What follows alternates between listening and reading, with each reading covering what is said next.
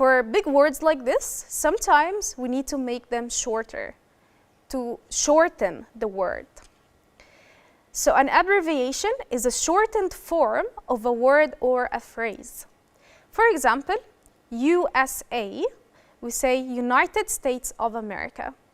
Or another example from last lesson, if you remember, which is the ITTF, the International Table Tennis Federation. This is where Hannah Gouda won. Also, we can use abbreviations in informal writing too. For example, POV, which is point of view. We find this a lot online if you ever watch videos. People, which is PPL, this is for writing, which means people. Or please, PLZ, for please. Now, let's start learning the abbreviations for the day. We have the short form and its meaning. The first example is BTW, which stands for by the way. By the way, we use it whenever we remember something in the middle of writing or speaking and we want to remind the person with us. So we say like, by the way, did you talk to your mother about our outing? Did you ask your father to go out with us? I am reminding you of something, so I say, by the way. TTYL.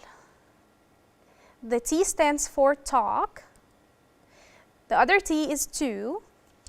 The Y is for you, and the L is for later. Talk to you later. TTYL. Another example, thanks. We all know this is not how we spell the word thanks. It should be, or it should end in KS. However, when we write something which is informal, we can just put the letter X at the end of the word to make it shorter and easier for us. The V, only adding V before a word. So if I say V thanks, means very thanks. Or V much, very much. Now, we're going to read the email. Reading comprehension.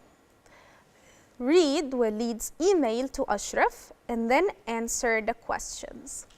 Ready? Let's go. First, we have from Walid to Ashraf.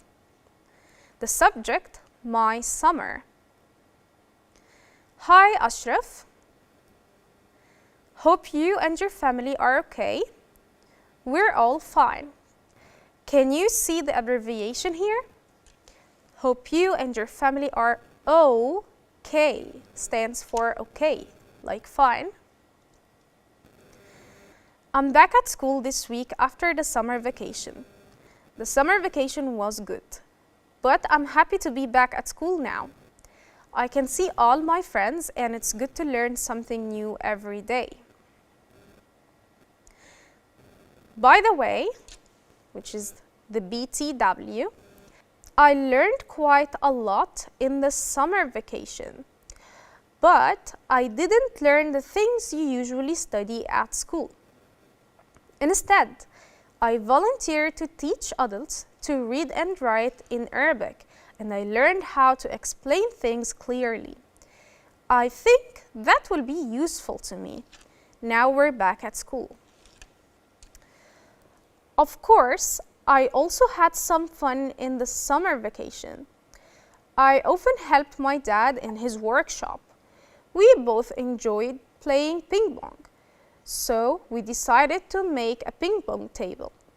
It was hard work, but we were very happy with the table when it was finished.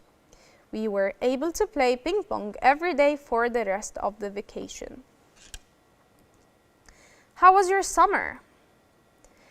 Talk to you later. Walid. Now let's take a closer look at this email. First of all, we need to think, why did this person send that email? Who's the person who sent it and to whom?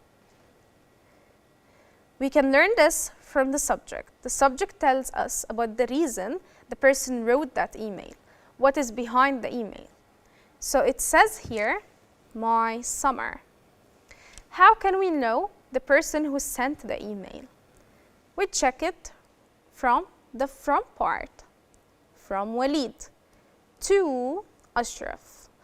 So Ashraf is the recipient, is the person who receives the email. Okay, now let's answer some questions about that email. Why is Walid writing to Ashraf? To tell him about his summer vacation and first week back at school. 2. What does Walid like about being at school? Like, why does he like being at school? What makes him like being at school? Seeing his friends and learning something new every day. What did Walid make with his dad? What did he make with his dad during the summer break? A ping pong table, because they both like ping pong, if you remember. Part 2, writing. In the email, you saw 2 ways that you can use language to show that your email is an informal email to a friend. We saw that not using I before a verb in a sentence where you talk about your feeling helps to make your language informal.